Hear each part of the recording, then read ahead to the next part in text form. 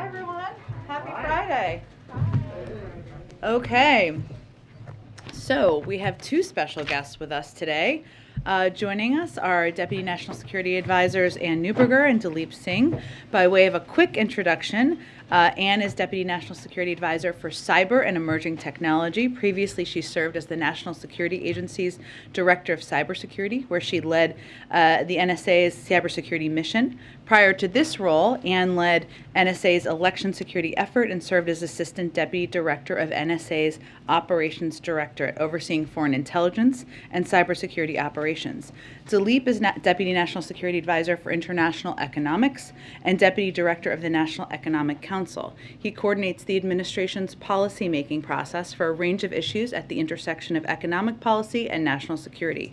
Previously, he was the Executive Vice President and head of the Markets Group at the New York Federal Reserve, where he led the implementation for most of the Fed's emergency facilities launched during the pandemic. He served as an acting Assistant Secretary for Domestic Finance at the Treasury Department during the Obama-Biden administration, as well as Deputy Assistant Secretary for International Affairs. They will each give brief remarks, and then we'll take some questions. Your introduction won't be as fancy the second time you come, but so I think Ann is starting, right? Okay, great. Thank you very much, Jen. Good afternoon. It's good to see you all. Over the last decade, Russia has used cyber as a major part of its military activity beyond its borders, including to undermine, coerce, and destabilize Ukraine. For that reason, and at the President's direction, we've been working to prepare for potential cyber attacks since November. We've been focused on doing so in three ways. First, we've continued our urgent work to shore up our cyber defenses at home. Second, we've boosted our efforts providing support to Ukraine. And third, we've worked closely with partners and allies to defend against and disrupt malicious cyber activity. I'll expand on each of these three areas. First, we're shoring up our defenses at home. While there are currently no specific or credible cyber threats to the homeland, the U.S. government has been preparing for potential geopolitical contingencies since before Thanksgiving. The White House has coordinated extensive outreach by agencies with the private sector, specifically private sector owners and operators of critical infrastructure. In that outreach, departments and agencies have gone to unprecedented and extraordinary lengths to share sensitive information, and most importantly, to outline specific steps companies can take to make their systems more secure. As one example of those specific steps, the Department of Energy shared technical indicators of techniques used by Russian cyber actors to conduct cyber attacks against Ukrainian electricity systems during prior crises in Ukraine. We're also using the authorities we have to require companies to put in place the cyber defenses needed. For example, TSA issued directives that require oil and gas pipelines to report cyber incidents, conduct vulnerability assessments, and exercise their incident response plans. TSA is now working to expand that to both the aviation and railroad sectors. As many of you know, the government doesn't own or operate critical infrastructure that provides critical services to our citizens. For example, our water and power systems. I cannot stress this enough. We urge our private sector partners to exercise incident response plans and put in place the cybersecurity defenses like encryption and multi-factor authentication that make cyber attacks harder for even sophisticated cyber actors. Second, we continue to support Ukraine as it works to shore up its cyber defenses. The U.S. government believes that Russian cyber actors likely have targeted the Ukrainian government, including military and critical infrastructure networks, to collect intelligence and pre-position to conduct disruptive cyber activities. These disruptive cyber operations could be leveraged if Russia takes further military action against Ukraine. We've seen troubling signs of malicious cyber activity this month. Earlier this week, we saw a kind of cyber attack known as a DDoS attack that overloads online services at the Ukrainian Ministry of Defense and state-owned banks. There were also text messages sent to bank customers telling them that ATM services were unavailable. Russia likes to move in the shadows and counts on a long process of attribution so it can continue its malicious behavior against Ukraine in cyberspace, including pre-positioning for its potential invasion. In light of that, we're moving quickly to attribute the DDoS attacks. We believe that the Russian government is responsible for wide-scale cyber attacks on Ukrainian banks this week. We have technical information that links the Russian Main Intelligence Directorate, or GRU, as known GRU infrastructure was seen transmitting high volumes of communication to Ukraine-based IP addresses and domains. We've shared the underlying intelligence with Ukraine and with our European partners. While of limited impact, this recent spate of cyber attacks in Ukraine are consistent with what a Russian effort could look like in laying the groundwork for more disruptive cyber attacks accompanying a potential further invasion of Ukraine's sovereign territory. We've been preparing for this possibility. Since November, we further intensified our support to the government of Ukraine, specifically to network defenders, working to help them respond to and recover from cyber incidents, as well as strengthen the resilience of cyber-critical infrastructure. Finally, we're cooperating with allies and partners to disrupt and respond to malicious cyber activity. That includes work to share intelligence regarding malicious cyber techniques and ensure the global community is ready to rapidly call out malicious cyber activity as appropriate. Members of the administration have met with leaders across the region to discuss cyber resilience, deterrence of cyber attacks, and to ensure we're prepared to address any cyber contingencies. We've met with our Polish and Baltic counterparts, our NATO allies, and our European partners, including France and Germany. The global community must be prepared to shine a light on malicious cyber activity and hold actors accountable for any and all disruptive or destructive cyber activity. And as the President said earlier this week, if Russia attacks the United States or our allies through asymmetric activities like disruptive cyber attacks against our companies or critical infrastructure, we are prepared to respond. Thank you.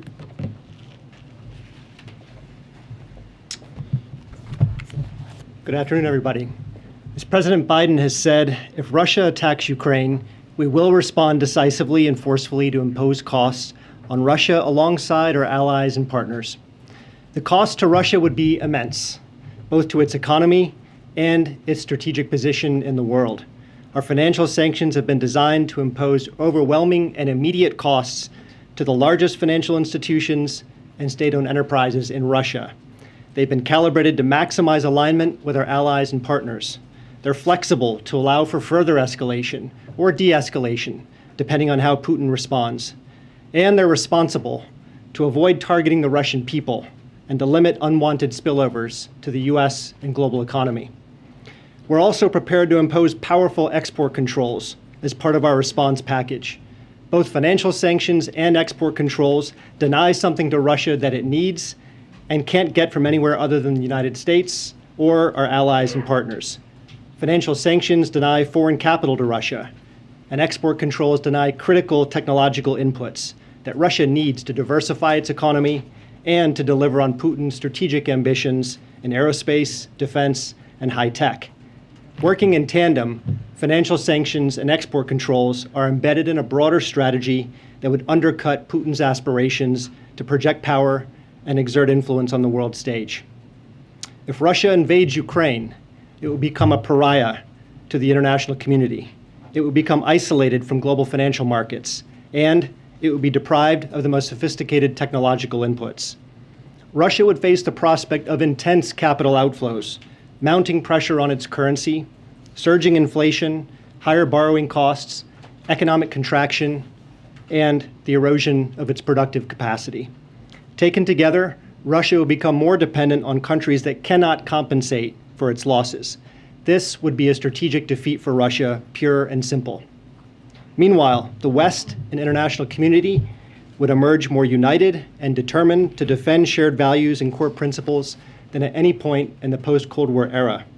We're ready to impose costs in lockstep with our allies and partners because we share the belief that Russia has no right to redraw its neighbors' borders by force, and that countries have the freedom to set their own course and to choose their own destiny.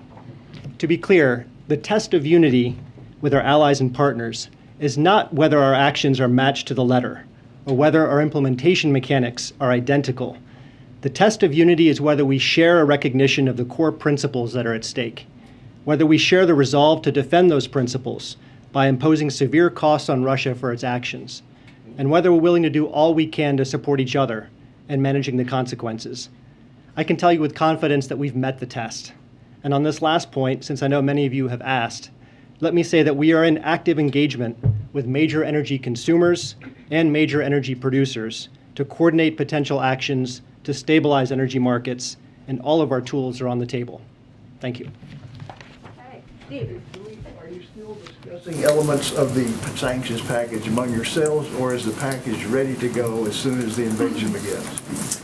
You know, I would say at this point we are converging on the final package. And anybody who's worked on sanctions in the EU or the US or any of our other allies and partners would say that the unity and coordination that we've seen in the past few months is unlike anything we've experienced. And that's the reason I say that the West is likely to emerge more unified and determined coming out of this episode than at any point in the post-Cold War era. And could you talk a little bit about the export control measures? How would they impact Russian electronics? Yeah, so the reality is that the West and open societies, this is where innovation and entrepreneurship flourish. We produce the most sophisticated technological inputs across a range of foundational technologies: AI, quantum, biotech, hypersonic flight, robotics. As we and our partners move in lockstep to deny these critical technology inputs to Russia's economy, Putin's desire to diversify outside of oil and gas, which is 2/3 of his export revenue, half of his budget revenues, that will be denied. He's spoken many times about his desire for an aerospace sector, a defense sector, an IT sector. Without these critical technology inputs, there is no path to realizing those ambitions. Thank you so much. And this is a follow-up for you, if I can. It sounds like, and just to put a fine point on this, you have assessed now that Russia was behind the cyber attacks against the Defense Ministry and the banks in Ukraine. Can you tell us specifically when you assessed that, how extensive it was? And obviously you've been warning for days that that type of an action could be a precursor to a Russian invasion. Have you been able to determine whether those actions were taken to send a signal that, yes, we are going to invade?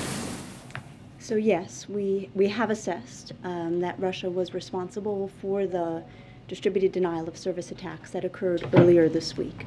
And I will note that the speed with which we made that attribution, as you note, is very unusual.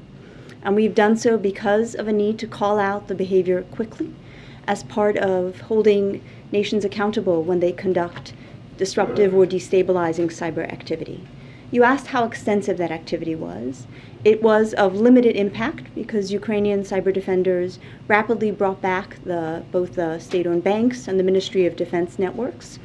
And indeed, we have provided support to those Ukrainian network defenders to ensure that they are prepared for even more potentially extensive behaviors or activities. And then finally, we do believe, as I noted, that Russia does use cyber as part of its projecting force, whether that is influencing, coercing, or destabilizing.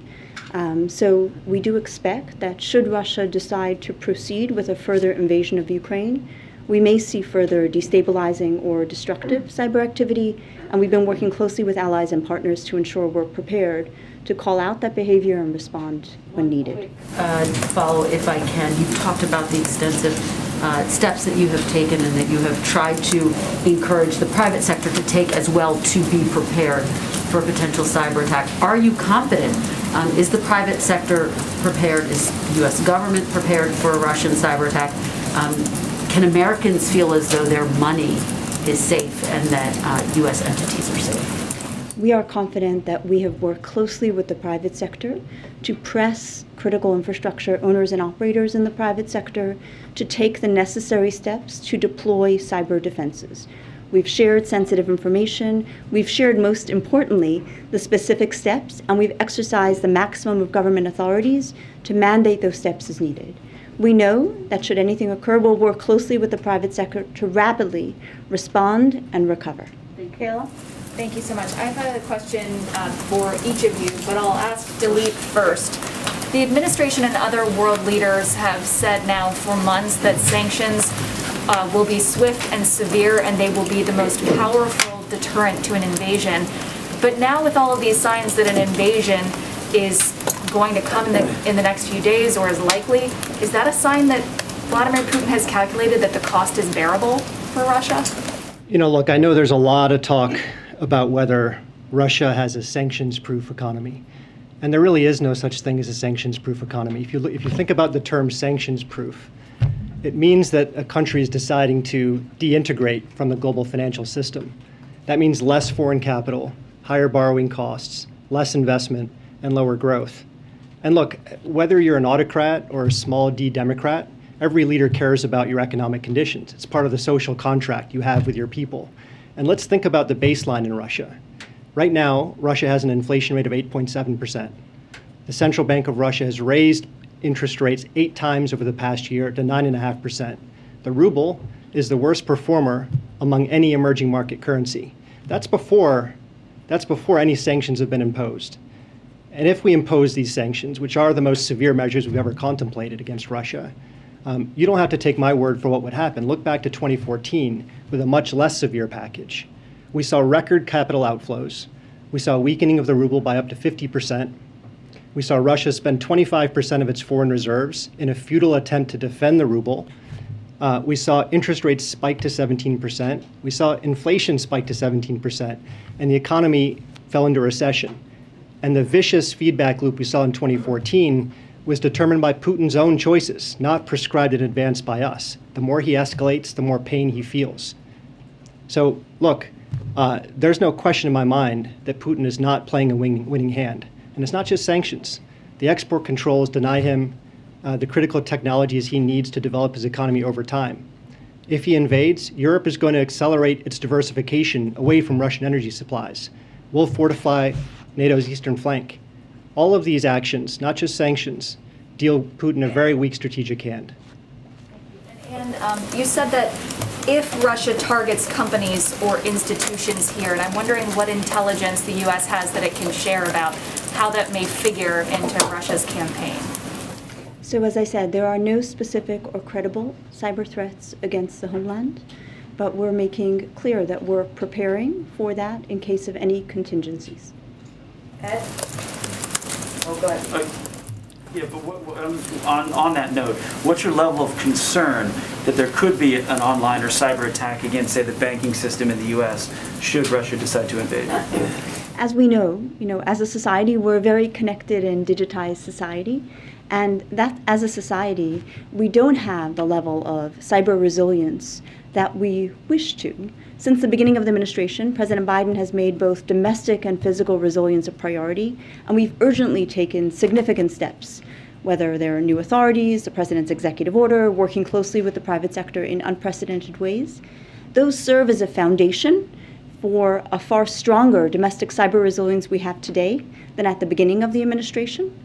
But on the other hand, one should always prepare for any contingencies, and we've been doing so, sharing sensitive information, encouraging private sector owners and operators to do the work they need to do, to lock their digital doors, and essentially do the equivalent of putting on an alarm so one can rapidly identify if there is an intruder and quickly contain and respond. Have you already seen that probing from Russia? We consistently see probing activity. I think the Department of Defense talks about the millions of probes it receives consistently from criminal and nation-state attackers. We see that regularly. The key is to have the resilience to be able to detect and rapidly recover from any destructive or destabilizing activity. Bill? So usually those sanctions affect the ordinary people. We've seen them in Africa and in other countries.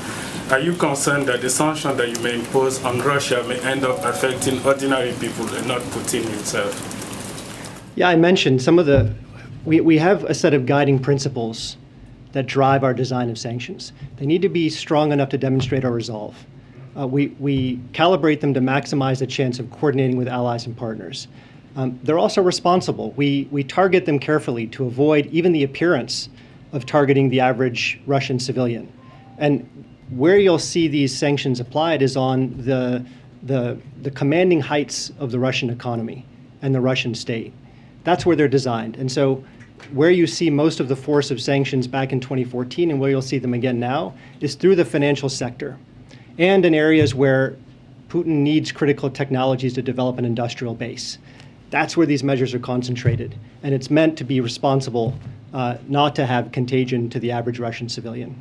Phil? You just returned from West Africa, you were in DRC, and we see in Africa, we have coups in Africa, people coups and attempted coups. Is there anything the US can do, maybe relocating AFRICOM from Germany to Africa? Well, our efforts in Africa and across the developing world are to give countries a better choice than they've been receiving.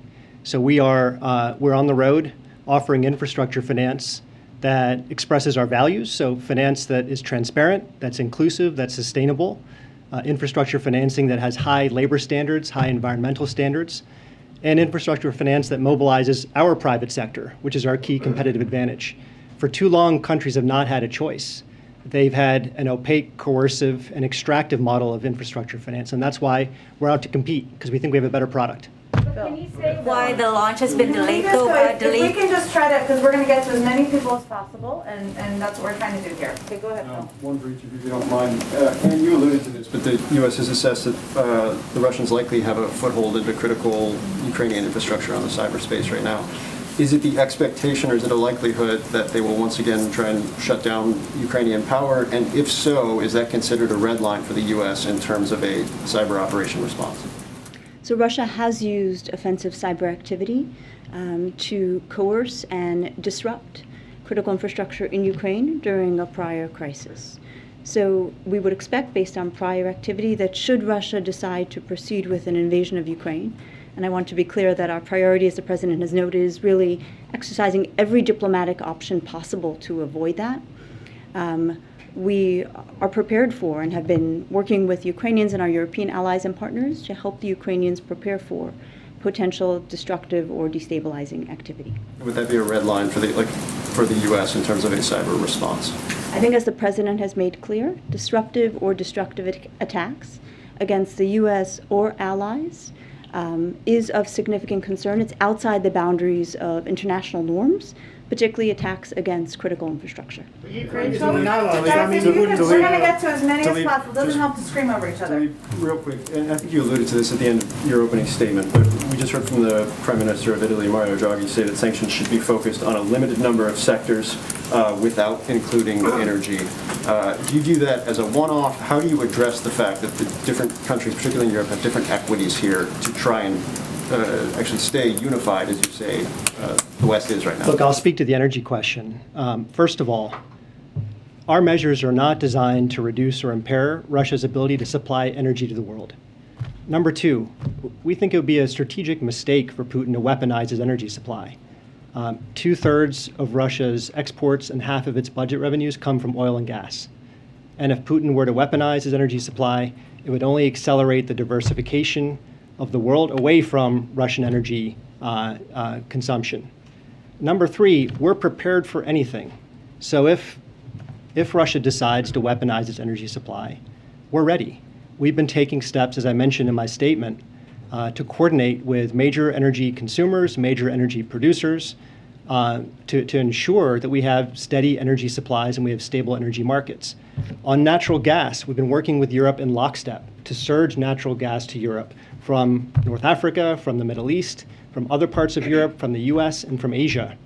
And we've succeeded in largely compensating for any shortfall that could unfold if gas that flows through Ukraine is cut. But the last point I'll make, it's maybe the most fundamental one. Policy involves trade-offs, and the President said this week, he's not going to pretend that this is all painless. But think of the counterfactual. Think if Russia's aggression in the heart of Europe went unchecked, possibly the largest land invasion in the post-Cold War era. Think of the uncertainties that would cause. Think of the chilling effect that would cause across the European continent. Think of the questions that would be asked about which other countries could be bullied by an autocrat looking to exert a sphere of influence. Those are costs we're not willing to tolerate. Rachel? Just a quick follow-up to some of the intelligence that you mentioned. I know you said right now the administration is confident that there is no threat level to the United States, but how quickly do you expect that to change if there is an invasion and if and when sanctions are imposed? I won't get into the hypotheticals. What I will say is that we've focused on maximum preparedness across government systems, across private sector, critical infrastructure, both in the United States, and working closely with our allies and partners. Thank you. And can you talk about what companies in the private sector are the most vulnerable? Obviously, you've talked about banking, you've talked a little bit about the water systems, but what other ones do you consider to be most at risk right now? And then I have a question for Tony too.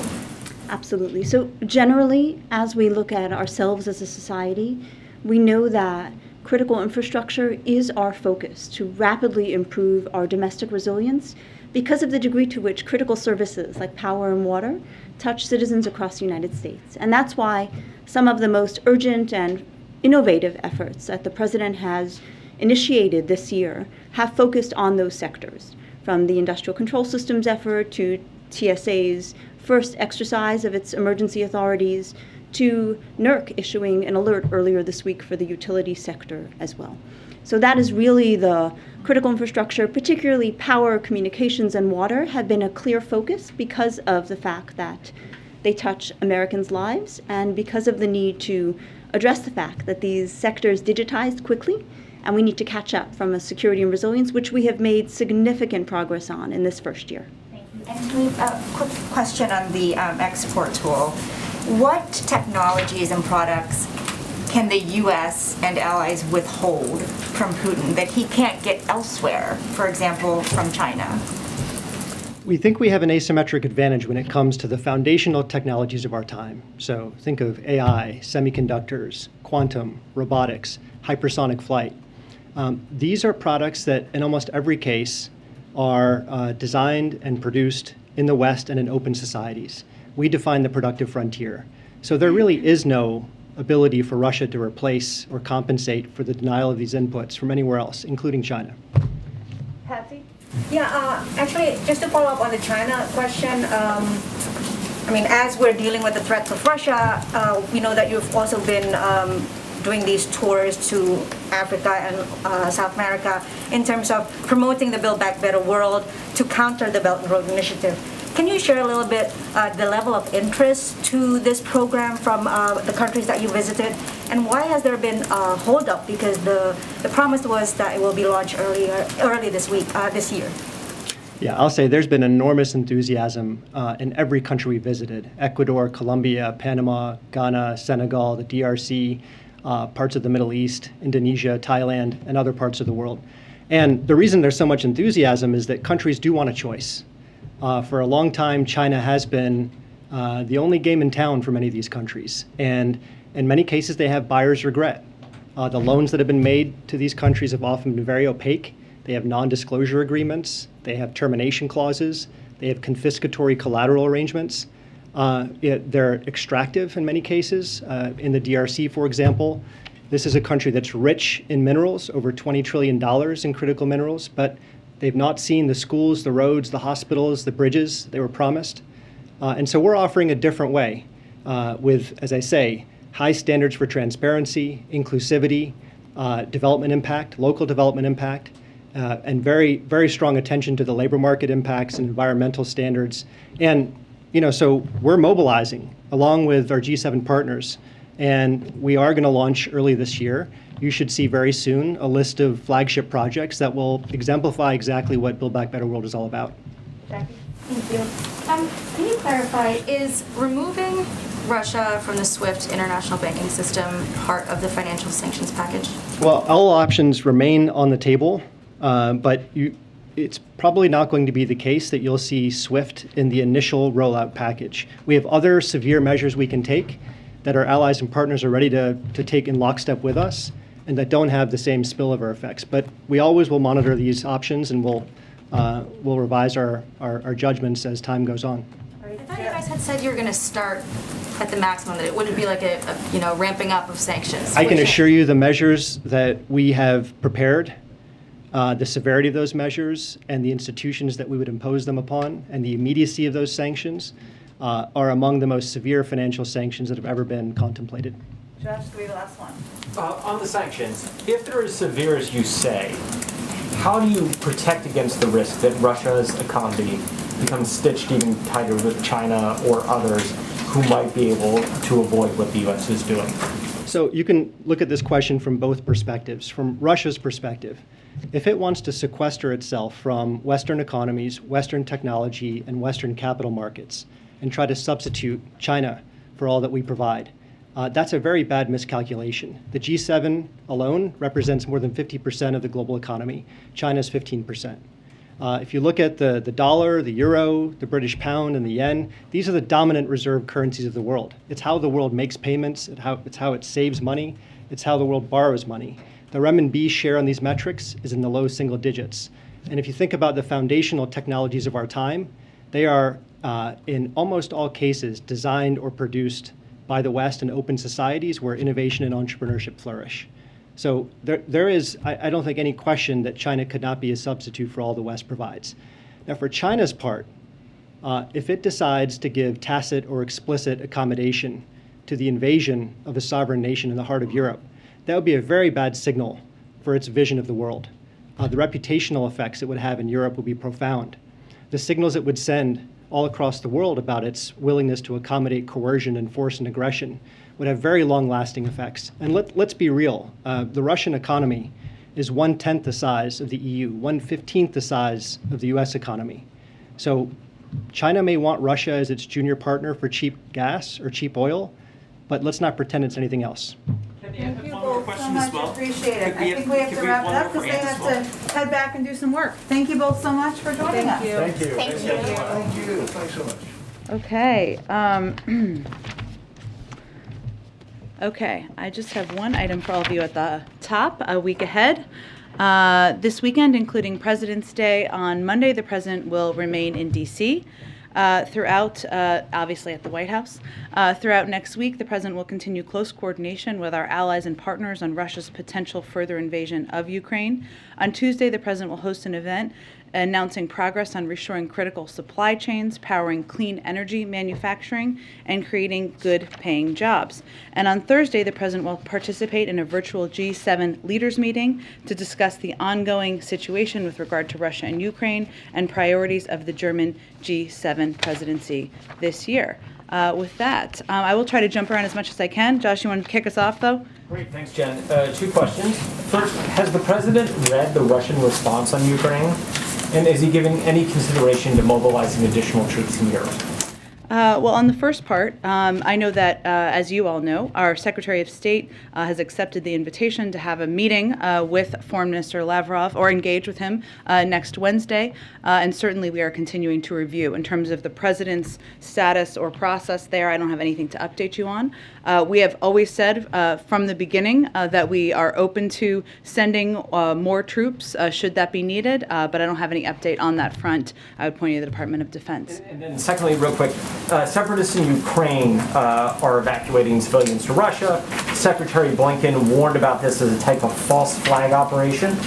Now that you're seeing these operations, does that mean a further invasion is forthcoming, if not inevitable?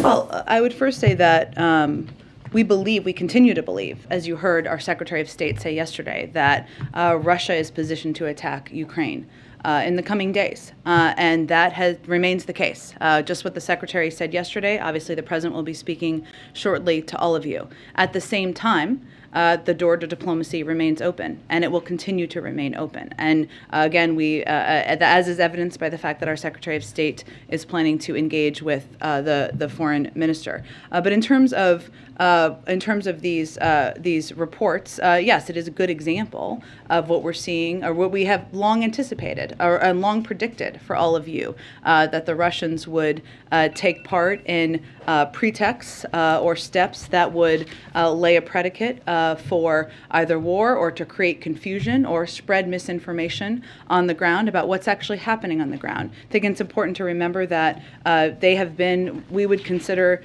Eastern Ukraine, that the war began in Eastern Ukraine back in 2014. We're not waiting. It's already began back in 2014. There have been Russian separatists there. There have been efforts to spread misinformation and to create these pretexts for some time now. But certainly we continue to watch closely. Go ahead. Is it wise for President Zelensky to leave Ukraine to attend the Munich conference? That is a decision for him to make, but regardless of what decision he makes, he will find a strong partner in the United States. And what does the president want to hear from the transatlantic? I think the call's going on right now. What is he going to talk about? Sanctions? What are they going to talk about? I think you have all seen the president engage quite a bit, extensively, I should say, in conversations, video conferences, calls with his counterparts around the world to ensure we remain lockstep and coordinated and united. And that doesn't happen on its own. It happens through a lot of work and effort and a lot of direction by the President of the United States. So this is an effort to have a conversation with his counterparts about what we're seeing, where things stand, and continue that close coordination that has been ongoing for months now. Go ahead.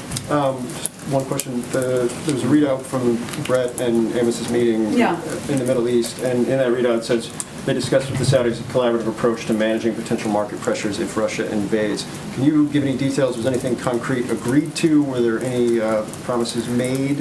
What does a collaborative approach mean when it comes to the Saudis and the U.S.? Well, I would say a collaborative approach means trying to prevent impacts on the energy markets if there is a shortage as a result of an invasion. There are lots of ways to achieve that, and that was certainly part of the discussion, but I don't have any more details beyond what was in the readout. I would also note that in the readout, they also conveyed that a big part of their discussion was also related to Yemen, also related to Iran, so there are a range of topics that were discussed. And just to clarify, is this the beginning of that discussion about a potential collaborative approach, midway through, close to a final agreement? We expect certainly our conversations with the Saudis will be ongoing, and the effort will be focused on ensuring that we're in full coordination to handle any energy market pressures that could arise. Go ahead. Thank you, Jen. We heard from President Biden yesterday. He had not yet read the written response from the Russians. Assuming that he has now, has that changed his assessment at all about the possibility of diplomacy? I think Josh asked a similar question, but I would just say I don't have an update on the internal discussions about the Russian response, other than to convey that, as our Secretary of State noted yesterday, he has accepted the offer to, or he will be engaging, I should say, with his counterpart, his Russian counterpart, on Wednesday, unless, of course, they invade. And there will continue to be a range of diplomatic discussions. I think the Secretary of State was also very clear yesterday about the fact that we believe that Russia is positioned to attack Ukraine. They, of course, could change their mind, or they could decide not to, and we are going to keep the door to diplomacy open, as we should. But again, there's no new assessment beyond what the Secretary of State said yesterday, which was quite forward-leaning, as I think you would all agree. Go ahead. Thanks, Jen. Has the U.S. in any way conveyed to Ukraine that it should not respond to the provocations by Russia? We're obviously seeing the increased shelling that's happening right now. And they have not, I think, as you have seen. I think we have been speaking vocally and privately, of course, about our expectation of these types of provocations and what their intended purpose is. I mean, whether their intended purpose is to create confusion, whether it is to create irritation, whether it is to prompt a response, obviously that would not be a positive step at this point in time. So you have conveyed that privately to the Ukrainians? We have conveyed that certainly in a range of ways. Okay, and let me just, if I could, go back to the meeting between the Secretary of State and Lavrov that may happen next week. What gives the administration hope that there's still a path for diplomacy when the president has said that an invasion is all but certain to happen in the next few days? Well, we hope we're wrong. We hope that if Russia doesn't invade, we will be relieved. That would certainly be a good outcome. But at the same time, what's the alternative? Us not to say, well, we will agree to diplomacy? Or diplomatic opportunities? Any assurances from Russian officials that they won't invade until Lavrov meets with Secretary Blinken? Again, Kristen, I think as we've said in the past, I mean, it's not just about what is said. They've said that publicly. It's about what they do. And so we continue to believe that they are positioned to invade Ukraine. If they decide not to, that is certainly a positive step. And we have a responsibility to the global community, to Ukrainians, to leave the door to diplomacy open. If I could try one more time on Zelensky, we do have reporting that a number of administration officials are concerned about him leaving at this critical moment. Obviously, he's also scheduled to meet with the vice president. Has anyone in this administration conveyed directly to Zelensky that there are concerns about him leaving right now? I'm just not going to detail any private diplomatic conversations, but again, I'd reiterate, it's a decision that is up to him to make. Is what we convey privately as well, and regardless of what decision he makes, he will remain. He will have the support of the United States. Go ahead. On the Blinken-Lavrov meeting, does the administration see this as a precursor to some kind of leaders' summit, or perhaps a phone call between the president and Putin, or a face-to-face meeting?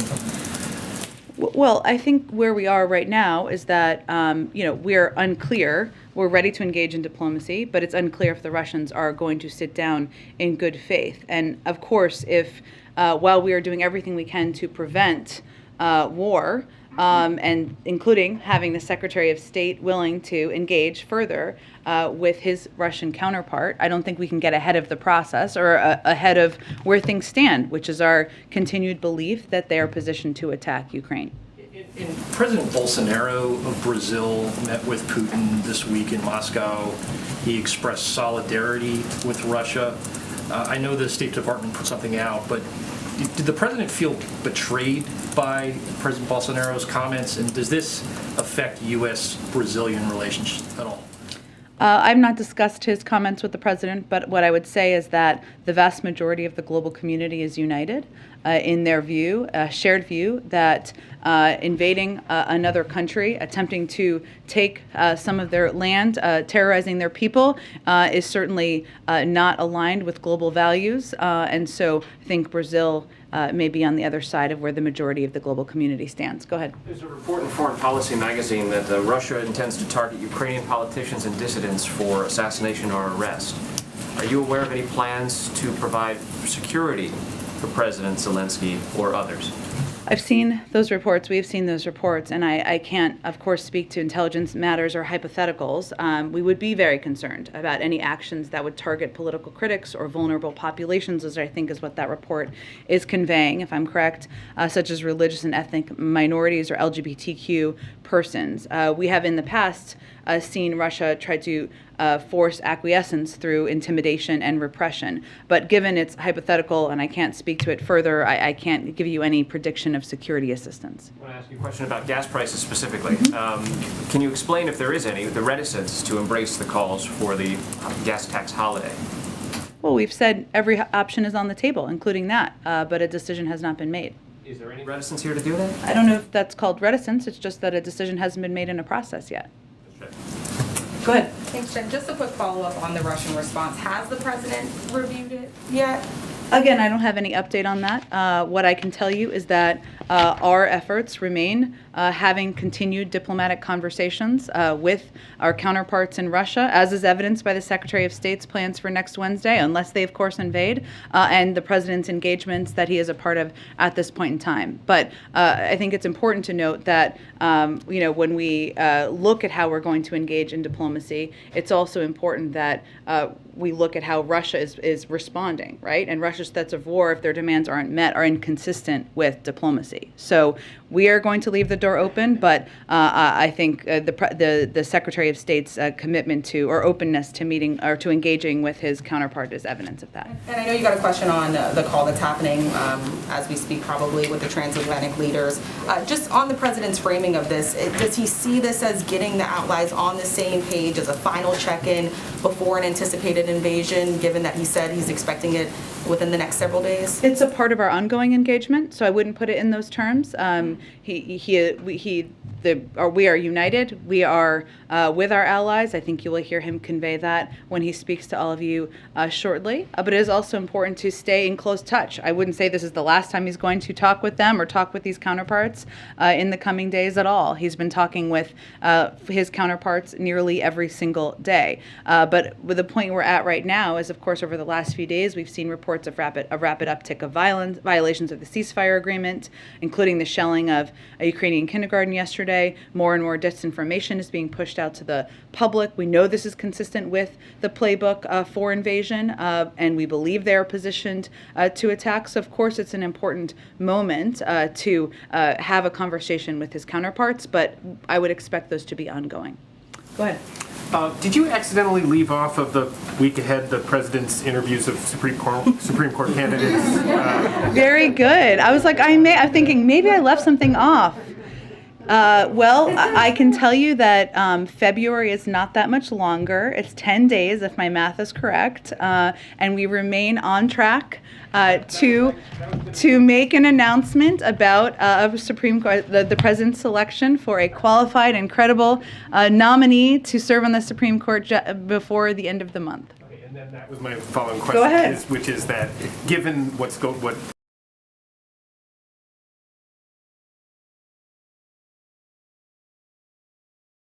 the announcement of the Supreme Court pick, given what else could be going on at the time?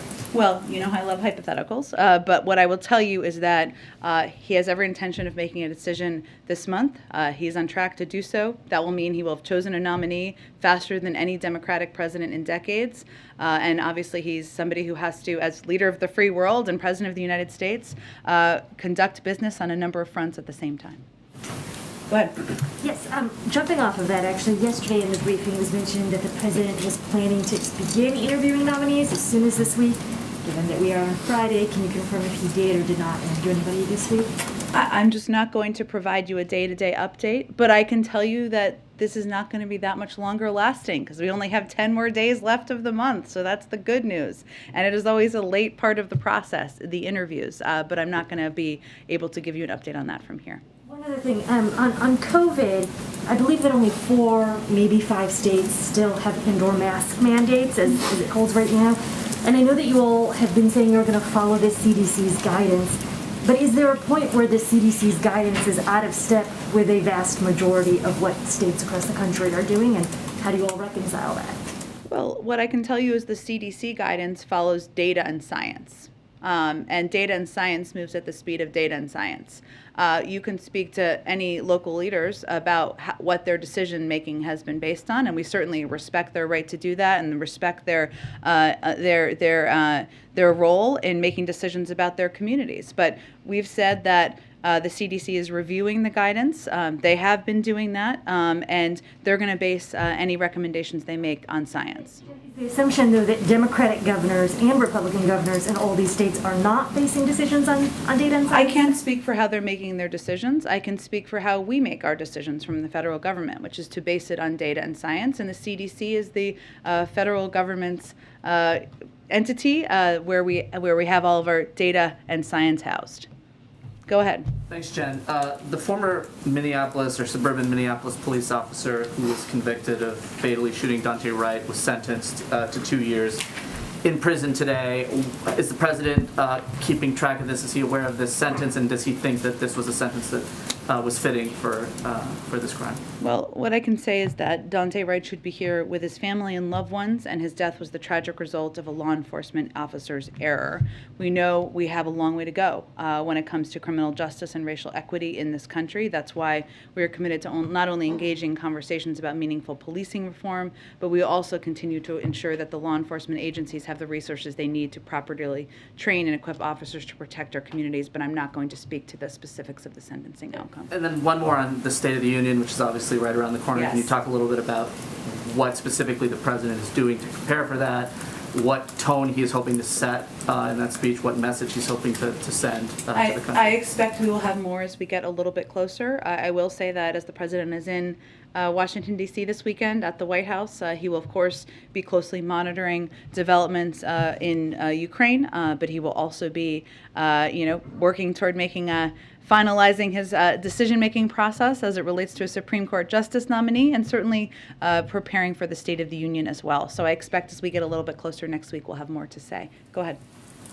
Back on Russia-Ukraine, the US language seems to have changed from imminent to highly likely back to imminent again. Is that because you're trying to second-guess Vladimir Putin all the time, or were you closer to the escalation at one point? I would say that several weeks ago, I think for maybe a day, we used the word imminent, and we believed we sent the wrong message that was not intended. Our intended message we were sending at that time was that it was an option, or he was prepared to. Obviously, things have developed since then. We've seen a rapid uptick of violations of the ceasefire agreement. We've seen an increase in troops building at the border, and certainly we've seen an escalatory actions. That's why our Secretary of State went to the United Nations yesterday. So what we're seeing is further progress, further aggression over the last several days. Go ahead. Two questions. One, back to Congress. As you know, Senate Republicans are blocking Federal Reserve nominees and other nominees.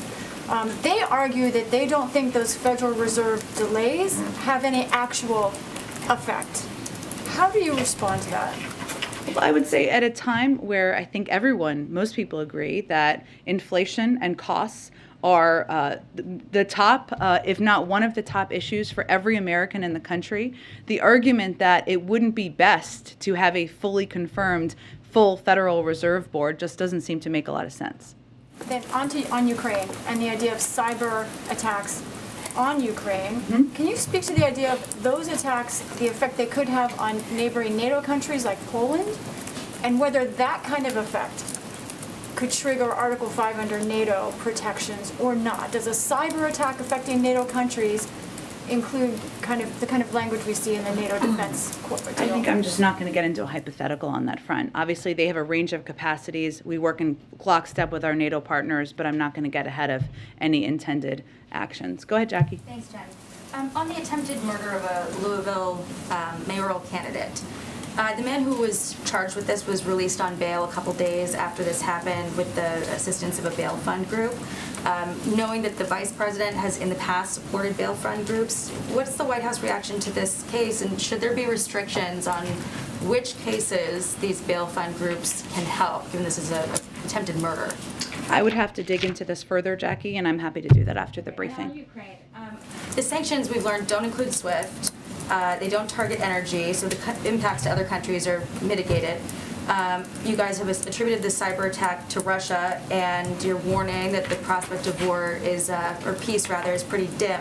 So at what point do you break away from the strategy, say it's not working, and do something else, impose some of these sanctions now? Well, I think as we've talked about a little bit in here, our collective view from our national security team is that sanctions are meant to be a deterrent. They are not. If you put all of the sanctions in place now, what is stopping them from invading? Are they working? Well, again, Jackie, I think that's our assessment from the national security team, and that we will continue to implement that strategy. To die before implementing them in that case. I think, Jackie, that's in no way a fair statement or accusation, I guess, if that's what that is. What we have done and what the president has done is unite countries around the world on a strong package that will be crippling to the Russian economy. And we have done that in a way where we have stood up for the territorial integrity of Ukraine and stood with our NATO partners and allies. It has always been up to President Putin and Russia to determine which path they were going to take. That has not changed, but that leadership on the world stage is what has led to a united front and united opposition to these actions. And I would also note that regardless of what decision President Putin decides to make, one of his intended objectives, I think, as we've seen out there, is to divide NATO. The opposite has happened, to divide maybe the United States and divide leadership of the United States. The opposite has happened. So if that was his objective, he's already not achieving that. Go ahead, Patsy. A question on Iran. Earlier this week, more than 170 House Republicans wrote a letter to President Biden essentially saying that any new nuclear deals with Iran will meet the same fate as the 2015 JCPOA, meaning that the next Republican administration will just nullify it. Does the administration agree with this assessment, and are you concerned that this may create further complication in the talks in Vienna, which some are saying optimistically could wrap up in mere weeks? Well, let me say first on the talks in Vienna, they continue to be in the 8th round. It's a long round, I guess we could say. We feel substantial progress has been made in the last week and is continuing to be made, but nothing is agreed to until everything is agreed. If Iran shows seriousness, we can and should reach an understanding on mutual return to full implementation of the JCPOA within days. Anything much beyond that would put the possibility of return to the deal at grave risk. While I'm not certainly going to predict or what it would look like in a future Republican administration, what I think is an important reminder to everyone, regardless of your political affiliation, is what happened over the last 4 years after the former president pulled out of the deal, which means we know what happened, which is we lost complete visibility into their capabilities. They made a significant amount of progress, leaving us at the point we are at today, and put us in a very difficult position in order as we try to prevent Iran from acquiring a nuclear weapon. So regardless of your politics, hopefully people will factor that in as we look ahead. To the letter? I don't have any information on the letter. On Afghanistan, just real quick. Sure. There's continued fighting between the Taliban and the National Resistance Front of Afghanistan, which Russia has offered to mediate. Do you have any reaction on both the conflict as well as Moscow's offer? I'll check with our national security team and see if we can get more. Thanks, everyone. Thanks, Jen. Front.